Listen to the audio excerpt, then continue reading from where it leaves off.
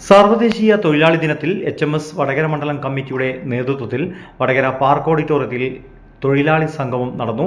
ദേശീയ നിർവാഹക സമിതി അംഗം മനേത്ത് ചന്ദ്രൻ സംഗമം ഉദ്ഘാടനം ചെയ്തു. വിദേശങ്ങളിൽ അഴിമതിയിലൂടെ നിക്ഷേപിക്കപ്പെട്ട കോടിക്കണക്കിന് രൂപ തിരിച്ചുപിടിച്ച് ഇന്ത്യയിലെ ജനങ്ങൾക്ക് ഓരോ പൗരന്റെയും അക്കൗണ്ടിലേക്ക് 15 ലക്ഷം രൂപ നിക്ഷേപിക്കും എന്ന് പറഞ്ഞതും നടപ്പാക്കപ്പെട്ടിട്ടില്ല. ഇന്ത്യൻ തൊഴിലാളികൾ കൂടുതൽ ദരിദ്രരും പട്ടിണി പാവങ്ങളുമായി മാറുകയും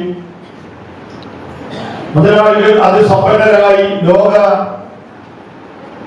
സമ്പന്നരുടെ പട്ടികയിലേക്ക് ഇന്ത്യയിലെ ഓരോ മുതലാളിയും മാറിക്കൊണ്ടിരിക്കുന്ന ഒരു കാലഘട്ടത്തിൽ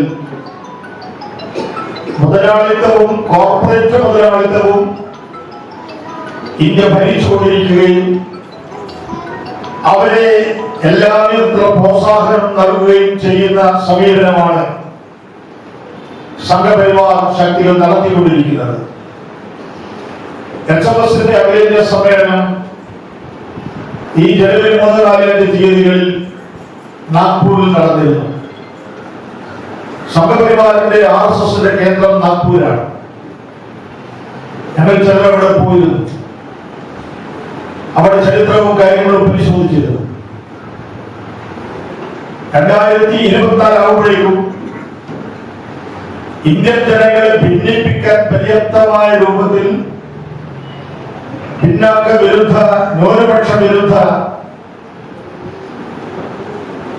നയങ്ങൾ നടപ്പിലാക്കാനുള്ള ആലോചന ഒരു നൂറ്റാണ്ടുകാലമായി RSS ഇവിടെ നടത്തിക്കൊണ്ടിരിക്കുകയാണ്. കെ രവീന്ദ്രൻ അധ്യക്ഷം വഹിച്ചു. KK Krishnan, AT Sreedharan, RM Gopalan, Prasad Vilangil, K Prakashan, CV Govindan, Reena Rerothu, Baby Balambrath, NK Ajith Kumar, Shini Madathil തുടങ്ങിയവർ സംസാരിച്ചു. രഞ്ജിത്ത് കാരാട്ട് നന്ദി പറഞ്ഞു. News bureau media Vadakara.